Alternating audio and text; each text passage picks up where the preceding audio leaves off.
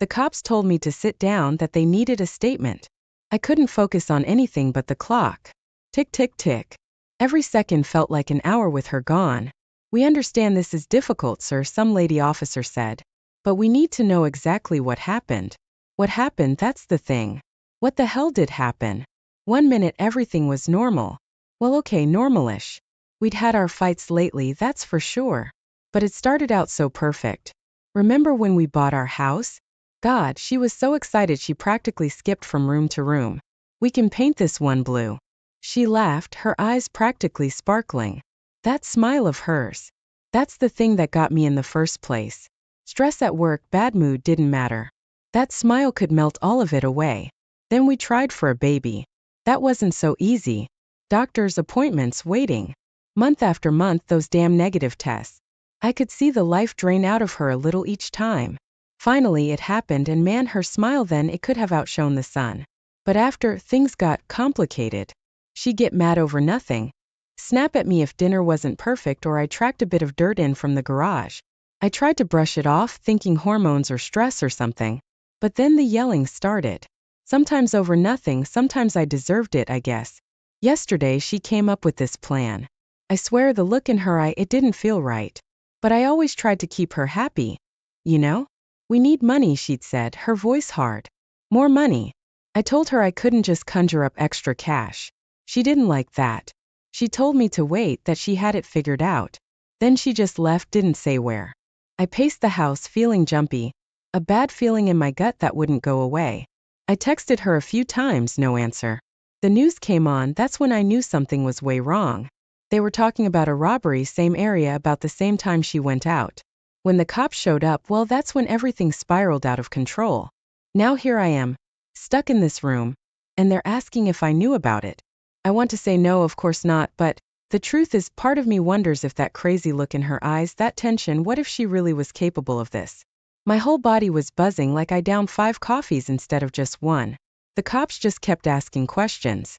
They seemed fixated on whether I knew about, well, whatever it was she'd done. I just wanted to go home. Check if she was back, if everything would somehow go back to normal. Didn't they get that this wasn't me? This wasn't us. Look, I'm not the type to brag about stuff, but damn it, I tried. Those long nights where the baby wouldn't stop screaming and I was up at the crack of dawn for work? That was me, pulling extra shifts so we could afford that fancy daycare. Me again, my old buddies asking me out for a beer?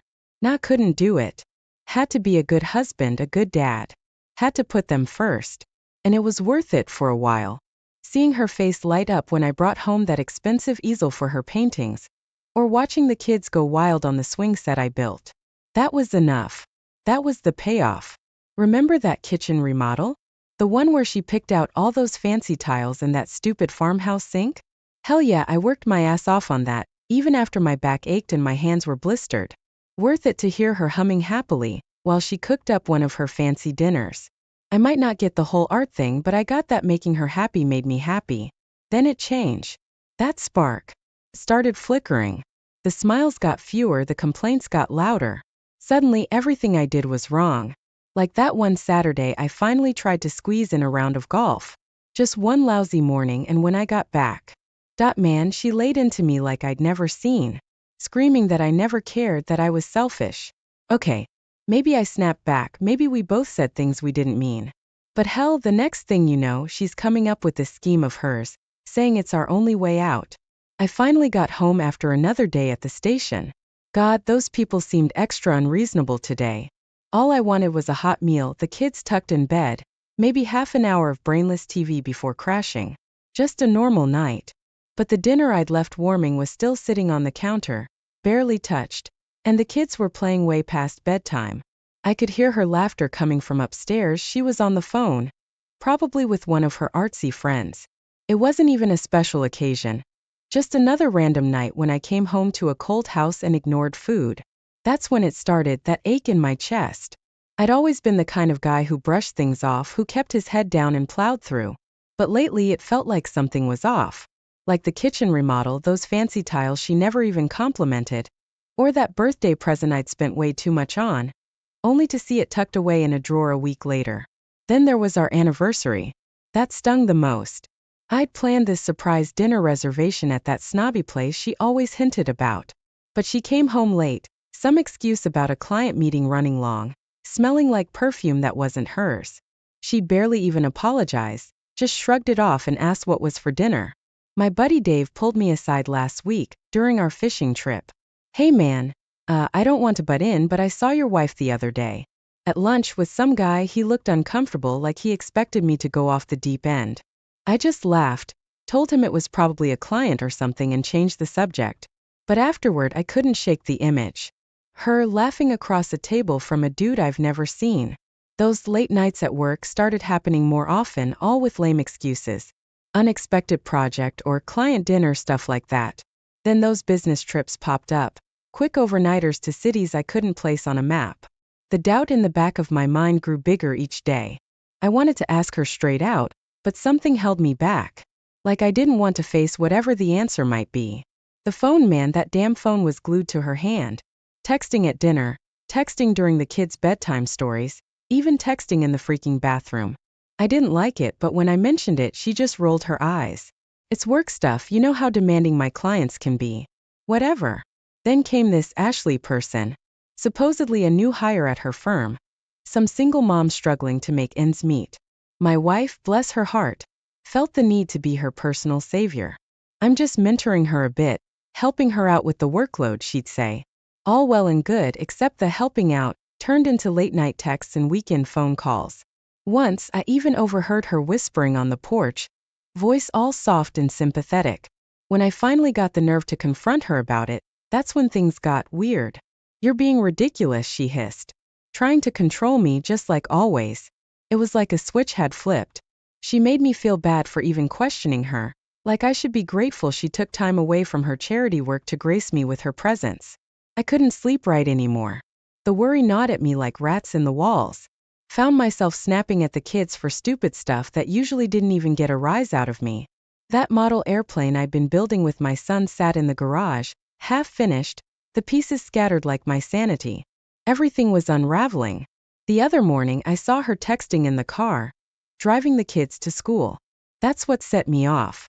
I yelled right there in front of the kids. I'd never done that, never lost my cool like that.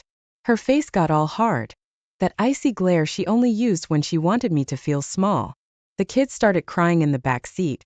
And I knew, right then and there, that something was seriously wrong. Seriously wrong. I couldn't take it anymore. The phone calls, the late nights, the lies piling up like a stack of dirty laundry.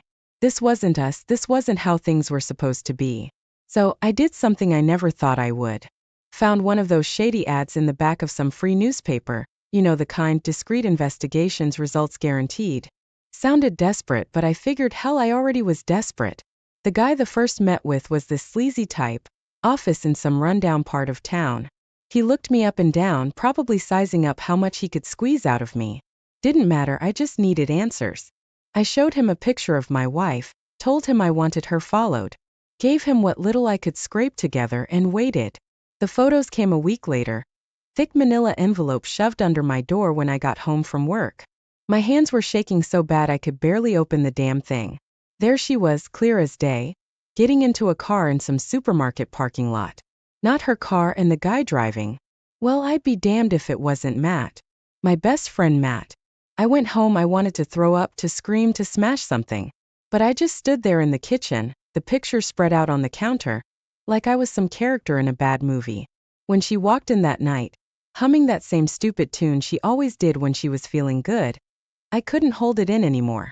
I slammed the photos down in front of her. I don't even remember what I yelled, something about lies and betrayal and Matt. Her face did that thing, the way it twists when she's cornered. First the denial, then the anger. How dare you? And you're spying on me like I was the bad guy here. But I wouldn't back down this time. Finally, it all came spilling out. Ashley, Matt, the affair that had been going on for months, maybe longer. My whole world started spinning. It took everything I had not to collapse right there on our perfectly tiled kitchen floor. Turns out their families were tight too. Soccer games, barbecues. All of it while they snuck around behind our backs.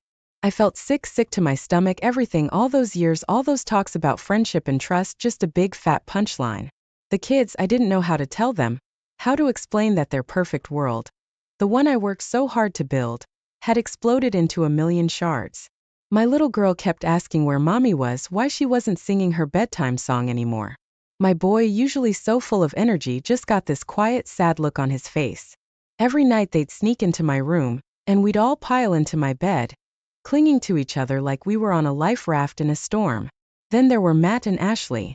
Seeing their faces around town was like reopening a fresh wound. I'd always thought of Ashley as family. Our kids played together for years. Now I couldn't even look at her without seeing them together, hearing her whispers on the phone, picturing their lies. And Matt, I didn't know if I wanted to punch him or just break down sobbing in front of him. I was completely lost, never been a talker, not about big feelings. So I did something I never thought I'd do. Called my brother. We haven't been close for years, always drifted apart for one stupid reason or another. But he answered my call, and his voice sounded different. Older, I guess. Less cocky. It all came spilling out. The affair, the photos, the kids. I must have sounded half crazed. But he just listened. For the first time in ages, I felt like someone was actually on my side. He told me to bring the kids and come stay at his place. A small apartment, nothing fancy, but it was enough. My in-laws, now that was a whole other mess. I guess I should have expected it, but they turned on me. Took their precious daughter's side, even after the proof, even with the kids crying and hurting. Her dad even threatened me. Said I'd never see my kids again if I took this any further. My world was collapsing, and the people who were supposed to protect her defended her. Like the betrayal wasn't bad enough. It was my brother who finally talked some sense into me. Get yourself a lawyer, he said. And not some wishy-washy one. Get yourself a shark. I'd never been the confrontational type. Always tried to make peace, keep things smooth. But sitting in my brother's cramped apartment, my kids sleeping on the worn-out sofa, something inside me snapped. We found this lawyer, a real sharp-dressed woman with eyes like steel. She didn't flinch when I told her the whole story, just took notes, that brow of hers furrowed. Then came the bombshell. Turns out a lawyer helps with more than just the divorce stuff. They can dig every bank statement, every old credit card bill. It was all laid out under those harsh fluorescent lights in her office. The numbers didn't lie, designer clothes, fancy hotels in cities I'd never heard of. All while I was counting pennies to make sure the kids had new shoes for school. Her so-called art career was an excuse, a cover for this double life she'd built. Then came the whispers, started like background noise you tried to ignore. Then got louder, impossible to escape. People, friends I thought I could count on, suddenly acting different. Some offered awkward condolences, others avoided me altogether. The worst were the parents at the kids' school. Used to be all friendly chats at pickup. Now those smiles seemed strained, a mix of pity, and I knew there was something off behind their eyes. Every day felt like a battle. In court, with the lawyers arguing over every plate or picture frame, like our lives were just items on a list. In town, feeling the judgment of strangers. At home. Well, my brother's place wasn't a home, not really. Just a way station, a temporary shelter. But something shifted during those meetings with the lawyer, seeing the proof of it all in black and white. I wasn't just the sad, betrayed husband anymore. I was angry, damn angry, and that anger, it was fuel. I'd always been the nice guy, but enough was enough. It was time to fight back for what was rightfully mine, for the kids' sake, for my own sanity. My phone buzzed with an unknown number. I almost didn't answer, figuring it was some telemarketer or another lawyer looking for a scrap of this mess. But something made me hesitate. I swiped to answer. Hello? I said, voice hoarse from exhaustion. As this is your name, husband's name. A woman's voice, timid and familiar, but I couldn't place it. Yeah, who's this? That's when it hit me. Ashley? I said, the name tasting like bitter acid in my mouth. Turns out life likes a sick joke. After everything, she was the one who reached out. Said she saw my address listed in the court filings, wanted to talk. Against my better judgment, I agreed. Figured a bit more pain at this point wouldn't kill me. We met at a dingy little coffee shop on the edge of town. She looked different, not the glamorous, put-together Ashley I remembered. This version was pale, eyes red-rimmed, a slump in her shoulders that mirrored my own. Turns out, Matt wasn't the prize she expected either. We talked, awkwardly at first. Then the words poured out like we were both desperate to make sense of it all. The lies, the years of deception. She told me things about my wife, things about Matt that made me want to be sick. And then she apologized not for what she'd done but for being part of hurting me, of hurting the kids. Even in mess of her own making, there was a flicker of decency in her. The kids, they're the hardest part. My little boy keeps drawing pictures of our family, the four of us together and smiling. My daughter keeps asking for mommy to read her favorite story, the one about the princess. I choke out some excuse, make up promises I can't keep, and hope they're still young enough to believe me. How do you explain the unexplainable to innocent eyes? Last night, after the kids finally slept, I did something I swore I'd never do. I went into the garage and pulled a bottle out from the back of the tool cupboard. I never was a big drinker, a beer after mowing the lawn kind of guy, but lately I just wanted to feel numb. I sat there on the floor, staring at the framed wedding photo propped up against a half-built workbench. All those promises, that beaming smile, such a damn lie. The rage bubbled up inside me, hot and uncontrollable. I let out a scream, a primal sound I didn't know I was capable of, and hurled the picture against the wall. The shattering glass was like ice water to the face. I collapsed on the floor right there and I cried. Cried like I haven't since I was a little kid. Sobbed until I had nothing left, until all that remained was a cold emptiness. Somewhere in the back of my mind was the thought I should clean it up, that the kids shouldn't see. But all I felt in that moment was bone-deep exhaustion and a question: was I ever good enough anyway? Character assassination, that's what my lawyer called it. Each week in court it was a new lie. I was abusive, neglectful, mentally unstable. The kind of accusations that make a good man doubt himself for just a second. Then I'd look at my kids, their faces pale and drawn, and the rage would blaze white hot in me again. She'd turned them into pawns in this vicious game. Coached them, I think. Their once bright eyes that used to light up when they saw me were now weary, filled with questions I couldn't answer, accusations I couldn't fathom. Every visit had a new sting, a new accusation tearing me apart piece by piece. Funny thing happened though. My sister, who'd always been quiet, barely a voice in our family, changed right before my eyes. She wouldn't stand for it. Started dropping by every morning to help with the kids, her no-nonsense voice cutting through the chaos. Eat your breakfast, she'd tell them, not asking but not mean either. At night, she'd put on her glasses and go to war with my lawyer, scouring the paperwork with a look that could make a grown man squirm. The trial, it was hell. Having to recount the worst moments of my life for a room full of strangers. Seeing her sitting there, not even looking ashamed, and that loser mad shifting in his seat like a cornered rat. The dirt the lawyers dug up, the proof that her fancy trips were all paid for by my sweat and sacrifice. Every word was like a punch to the gut, but somewhere in the back of my mind it solidified something. I wasn't gonna go under without a fight, not for my kids, not for myself. We didn't get everything we wanted. Judge seemed to think splitting things down the middle was fair. Money from the house sale would be tied up forever, and worse, she'd still get visitation. But damn it, I got primary custody. Restrictions put on Matt, and her spending spree? The judge didn't take kindly to that, not at all. Leaving the courthouse, I didn't feel victorious but something close to it. The kids were a little less wary, my sister actually hugged me, and the sky above didn't seem so oppressive anymore. Now it's just us. Our perfect house is full of half-finished projects and more dust bunnies than you believe. But washing a load of dishes, it's different somehow. It's my mess to clean, my kids to feed. This battle's not over. Far from it. But there's a flicker inside me.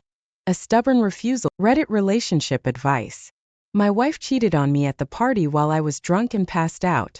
It was my birthday and I wanted to celebrate with all of our friends. My friend threw a big party for me. So my best friend was hosting my birthday party at his house. He was notorious for hosting parties when we were in college. My wife and I attended and we started drinking right after we got there. We were both having a good time and it felt like old times. I had a few too many drinks and my wife, who usually never has more than one or two, I kept pouring them down her throat. My wife then got the brilliant idea to go outside on the back porch for a cigarette. She was having trouble walking by this point, so I helped her out there. Once we were outside on the back porch, she started talking about how the party was fun and glad we came to hang out with our friend. So I started drinking again and I lost track of time. Next thing I know, she leaned over, pulled me in with her arm, kissed me, and then we just started to make out for a few minutes. I could tell my wife was getting aroused. I guess it was the alcohol. As the night goes on, we were partying, drinking, dancing, and just having a good time. As the night goes on, I noticed, even in my drunken state, that my wife is disappearing on occasion. I thought she was just using the restroom, but near the end of the night, I see her talk to a guy on and off and they disappear into a bedroom together. They didn't stay long, maybe a minute or two, they came right out. So, I didn't think anything of it. The night goes on with us still drinking and dancing. I am starting to get a little lightheaded and not being able to stand up. So I find myself a spot on the couch and sit. My wife is up talking to my buddy. He is the one hosting the birthday party. They talk for a few minutes and then my wife comes over and sits next to me and asks me if I was okay. I told her yes, I am just a little drunk, and she giggles. Then she leans over and kisses me and says I have to go to the bathroom. When she goes to the bathroom, I notice she doesn't come back for an hour. When she gets back, I ask her, is everything okay? She says, yes, I was feeling a little queasy. I said, oh, okay. I am glad you are not sick. Then I asked my buddy to get me another drink. I am absolutely toasted, but I continue to drink until I start nodding off like I am falling asleep. My buddy sees this and says, hey, let's go. He then comes over and helps me up and takes me upstairs to one of his bedrooms, puts me in the bed, and I go right to sleep. At about 3-ish a.m., I am awakened by a noise in the next bedroom. It's a little bit down the hallway, but it was enough to wake me out of a dead sleep. As I stumbled out of bed and slowly make my way down the hallway, when I get to the door to look in, I couldn't believe it. My wife is having sex with some random guy I have never seen in my life. I said, what the hell? They both jump out of their skin. I said to the guy, this is my wife, get away from her. He moves away from her and goes to pick up his clothes. I just stare at my wife and say, how could you really, you are cheating on me in the same house. And I am just a few feet away from you. Wow. At that point, I go back to the room I was asleep in and gather my things. I walk to the front door, get in the car and drive home. I get home still in shock at what I saw. About 20 minutes later, my wife comes in with tears rolling down her face, makeup all messed up. She starts bawling, apologizing profusely. I shook my head at her and said, I was in the next room. How could you cheat on me with me being so close? What she said next shocked the hell out of me. The only thing she said was, it just happened. I said, that's all you have to say. Just happened. I said, don't talk to me anymore. Tonight, the next morning, I call up my friend and ask him, did he know the guy who slept with my wife at the party? He said, what are you talking about? I explained to him that my wife cheated on me at the party in the bedroom, down the hall from where I was sleeping. He couldn't believe it. He said he didn't notice anything because he was downstairs most of the night, and he didn't notice my wife go upstairs with anyone. And he said he didn't know the guy. He may have been a friend of someone who he invited. I got off the phone with my friend. At this point, I am unsure of what to do next. Witnessing that made me rethink this whole marriage and how she could be so bold to cheat on me like that. It's still mid-morning. So, I go take a walk to gather my thoughts on what transpired the night before. I get back to the house after walking for about 45 minutes. I walk in and my wife comes up to me and says she is sorry for what she did. I said, I don't believe you. She said, I promise you it was a mistake and not intentional. I tell her that she needs to leave the house now because we are done. There was no excuse for you cheating on me like that. And to do it right under my nose, I said, you really need to leave. This is where things got ugly. She started screaming at me and then throw something at my head. She kicks me in the shin while yelling more obscenities until I pushed her out of the way and told her to get out or else someone might call the cops on us for domestic violence. And so, there I am with an angry wife who can't keep herself from hitting me when provoked and no home life whatsoever. She is still yelling at me as she walks away to our bedroom. She starts packing things and telling me she didn't care that she cheated. I didn't say anything after she made that horrible comment.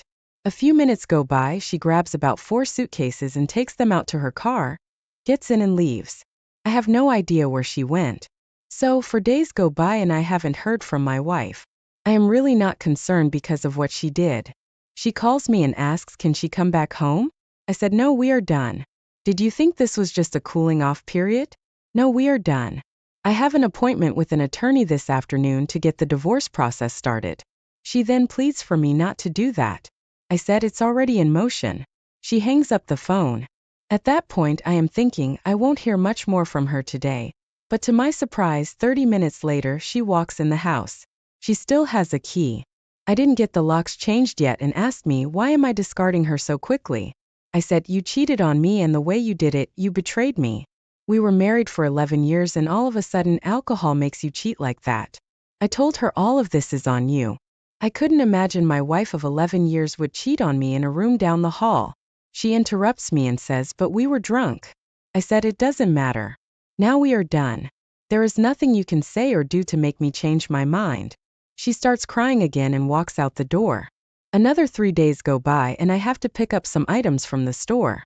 I get to the store, lo and behold, I run into the soon-to-be ex-wife and tell her I need the address to where she is staying for some legal documents. She refuses to give me an address and walks off. I said to myself, okay. As she is walking out the door and into the parking lot, I notice she gets in a car, the passenger side, and some guy is driving. I couldn't make out who he was. I have the address to her parents' house, so I will give the attorney that address, but I do have the address to where she works. I will have the divorce papers served there. At this point, my goal is to get the divorce done as soon as possible. Her attitude has changed in less than a week and seems worse than before. So I leave the grocery store, get back home, and I immediately call the attorney and ask him how long will the divorce process take? He says it could take up to 90 days or longer in some cases. I was shocked. I couldn't believe it. He says that there would have to be a hearing and all of this other paperwork needs to be filed in order for the divorce process to start. So then we hang up the phone and he tells me not to worry about anything else until after the 90 days is over. That's just crazy talk. It should take no more than 30 days at most, but this time frame could take up to 6 months or longer. One thing has been on my mind. Who is she cheating with now? She cheated on me before when I caught her at the party. And now this, who is she doing it again with? This has been a nightmare relationship for me in the last week. Is there any Reddit advice you can give to help get over this until my divorce is final? This concludes this Reddit relation hold of stability. My company, a tech distribution firm, isn't the talk of Wall Street, but it holds its own just as I do in my life. There's always been one person by my side, one foundation that remained unshaken. Tanya, my wife, we met in college. She was full of energy and I was very organized. That's how our love story began. We balanced each other out and I saw a future in her eyes. We married young and our relationship was a testament to our shared commitment. Tanya, a striking woman, even as age began to gently touch her, was the pillar of my personal universe. Her laugh was like music. We were very close friends for 20 years. It's hard to forget that bond. But as of late, I found myself grappling with doubts. Tanya, who used to find comfort in our cozy home, now seemed to be frequently drawn towards business trips. These trips came with her job, a marketing manager position at a multinational firm. They were part of our routine, but their frequency began to rise. I noticed the changes slowly. She used to call often and talk about everyday things and laugh, but now her calls were few and far between and brief. She started to spend more time in front of the mirror, choosing outfits, doing her hair, her usual jeans and t-shirt replaced by sharp suits, her ponytail often let loose. She joined a fitness club, her evenings often spent sweating out the frustration she wouldn't voice. I saw it all, but my mind refused to acknowledge the signs. The fabric of trust we had woven over years appeared too strong to be torn by suspicion. I thought it was work pressure. I told myself it was a phase. Maybe she was dealing with the midlife crisis of her own, seeking the adventure. She thought our settled life lacked to ease her stress. I did what I could. I took over household chores, organized surprise date nights, expensive weekend getaways, even planned a vacation to rekindle our spark. Nothing worked, not a single thing. I just figured the Tanya I married had vanished. I told myself it was just a rough patch, a phase that would pass. After all, we have been through plenty together. Ups and downs, failures and triumphs, losses and gains. This too I thought we would overcome. Well, as it seemed, the joke was on me. Well, fast forward a few weeks, Tanya's behavior changes, initially subtle, became more pronounced. She was on her phone well into the night, something she had never done. And sometimes when she was texting and she was sitting next to me, she would tilt her phone away from me. Her sudden fascination with fitness and fashion was another puzzle piece. Tanya had never been vain. Comfort had always won over style in her books. However, now she spent hours at the local gym, returning home with the glow I hadn't seen in years. New clothes started to fill her wardrobe, bold and stylish, Replacing her old comfy staples, she started experimenting with makeup, trying out looks she'd previously only scoffed at. These changes were not wrong. They were not incriminating, but they were uncharacteristic. The woman who loved to cuddle on the couch with the book was slowly disappearing, replaced by the new version of Tanya I could barely recognize. I started to get real suspicious because her behavior didn't go away. It got worse. So I was going to do some snooping to see what I could find on my own. First, I looked at our credit card statements and bank accounts. I didn't find anything out of the ordinary. I saw the usual stuff she bought her makeup from, but nothing overly expensive. And of course I checked her phone and our phone records. Nothing that was surprising considering she was on her phone quite a bit. Finding no answers from Tanya's phone and all the other places I looked, I turned to a more desperate measure, hiring a private investigator. Shortly after contacting and conferring with the private investigator, I gave him Tanya's daily routine, her hangouts, and the usual time she was going to the gym. After just 10 days, the private investigator delivered his first report. Inside were photographs of Tanya with the man. I did not recognize he was younger, clearly affluent. And from the intimate way they interacted, it was apparent they were more than just friends. This was Alex, as the investigator identified him, a high-flyer entrepreneur, someone who was evidently part of Tanya's life. Seeing their proof of her betrayal was heartbreaking. For a fleeting moment, I thought of confronting Tanya to demand an explanation for the betrayal, to ask why she chose to shatter our life together. But then an idea took root. Darker plan. I decided to let the scenario play out a little longer. Why should I expose my hand when the game was just getting interesting? So I put on a brave face, played the role of the trusting husband while the wheels of my head kept turning, devising a course of action that would serve justice in my own way. It wasn't just about Tanya anymore. It was about Alex, the man who thought he could infringe upon my life without consequences. I started collecting information about him, his business, his social life, his vulnerabilities. Every empire has its weakness. And so did Alex's. His business was thriving. Yes, but he'd made enemies. He had vices that he believed were well hidden. It all became ammunition in my hands, tools to dismantle the life he held dear. Revenge. I decided it wouldn't be swift. It would be slow, meticulous, ensuring that with each passing day, Alex would lose something: a business deal, a friend, his reputation. I was in no hurry. After all, the sweetest revenge is savored slowly. I was going to take apart his life piece by piece, just like he did mine and Tanya. Well, she'd be watching from the sidelines, just as oblivious as I was when the cheating started. She'd witnessed the ruin without ever knowing that she was the reason behind it. Oh yes, the thought of it felt satisfying. Alex was a self-proclaimed tech visionary, a smart individual who'd managed to attract a decent amount of investment for his startup. A startup, however, that was teetering on the brink of financial collapse. The company had developed a promising product, but the revenues were not meeting their expectations and the investors were getting restless. I slowly began my assault using a series of shell corporations and anonymous accounts. I started buying up Alex's company debt, a 5% here, a 10% there, never enough to raise suspicions, but always enough to slowly tip the balance of power in my favor. With every debt purchased, I was effectively buying a piece of his, gaining control over the company he had poured his heart and soul into. Every bond, every bank loan, every IOU that Alex had ever signed was slowly, but surely landing in my portfolio. I wasn't just a silent partner anymore. I was a larger stakeholder in his sinking ship of a company, and the best part, Alex had no idea who was pulling the strings throughout the process. I maintained my facade at home, a loving, trusting husband, ignorant of Tanya's betrayal. The mask was beginning to fit me all too well. The smile never faltered. The conversation never waned.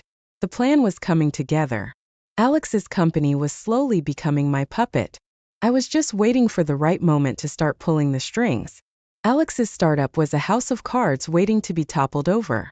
And I held the wind in my hands, leveraging the control I had gained over his company's financial lifelines. I initiated a sequence of events that started the avalanche. I pulled strings here, nudged levers there, using my business experience to orchestrate a symphony of corporate catastrophe. A questionable decision by the board, a key investor backing out, an unfortunate leak of bad financial results. And soon enough, the company's stock started a free fall. Alex's tech dream was turning into a nightmare played out in the glaring light of financial news networks. The vultures of the press circled his reputation, which began to tarnish in the public eye as his failing leadership came into focus through it all. Tanya remained oblivious. She continued her secret rendezvous, lost in the charm of Alex, unaware of the iceberg. Her love ship was rapidly steering towards my sweet Tanya, unaware of what was about to hit her and her lover boy. As the stock of Alex's company plummeted, so did his dreams, his hopes, and most importantly, his appeal. I was setting the stage for the ultimate fall, and Tanya unknowingly was about to watch the grand spectacle, with Alex's finances in disarray and his company's reputation in shambles. I decided it was time to strike the final blow. The third act of my revenge plan involved leveraging my long-standing ties with law enforcement, using them to unearth the skeleton I knew Alex had in his closet. I contacted an old friend, a veteran detective known for his tenacity in uncovering financial irregularities. A quick chat over a round of golf, a casual mention of some questionable business practices I heard about Alex's firm, and the seeds were sown. The detective, intrigued by the potential lead, initiated an investigation. I had strategically provided him with a breadcrumb trail that led him right to the bones of Alex's unscrupulous past. It turned out that Alex, in his desperation to keep his failing startup afloat, had engaged in fraudulent financial activities. The news broke on a quiet Tuesday, with the same media that once lauded Alex's entrepreneurial success now gleefully reporting his downfall. His arrest was nothing short of a spectacle. His face, now synonymous with corporate greed and deception, was paraded on every news channel. As I watched from the privacy of my home, a sense of satisfaction washed over me. Alex was a man broken, financially crippled, his reputation tarnished, and now a criminal in the eyes of the law. His world was collapsing around him, just like mine did when I discovered his affair with Tanya. Tanya, on the other hand, was just beginning to comprehend the gravity of her choices. The man she had risked our marriage for was nothing more than a fraud. But my revenge was not complete. Oh no, not yet. Tanya, now disillusioned by the whirlwind of events, was visibly shaken. Her secret love affair was out in the open. Her dream man was nothing but a sham, and she was left alone to pick up the pieces of her shattered fantasy. One evening, as Tanya sat in the quiet of our home, I decided it was time for the confrontation, the final act in this play of betrayal and revenge. I recounted the entire narrative, the initial suspicion, my discovery of her affair, and my revenge on Alex. As I revealed my role in Alex's downfall, Tanya's face went through a spectrum of emotions: disbelief, shock, horror, and finally a deep-seated guilt. She tried to justify her actions, tried to apologize, but I was unmoved. Her words echoed around the room, empty and meaningless, fueled by the revelations and their aftermath. I initiated the divorce proceedings. The man Tanya had left me for was now penniless, his reputation in shambles, and Tanya, she had nothing left to bargain with. I ensured that my lawyer was one of the best in the business. He left no stone unturned as he prepared the divorce papers, ensuring that every legal loophole was plugged and every term was in my favor. Tanya, for her part, seemed to accept the inevitable. She didn't contest the divorce, didn't even try to negotiate the terms. The process of splitting our shared assets began. The house, the cars, the vacation homes, the stocks, everything we had acquired over the years was now just a matter of paperwork. And then came the day of the final hearing. The judge went through the motions, asked us if we were sure, and the judge granted the divorce. She didn't get any alimony, but she got one of the homes, a few stocks, and one of the cars. The news of our divorce spread fast.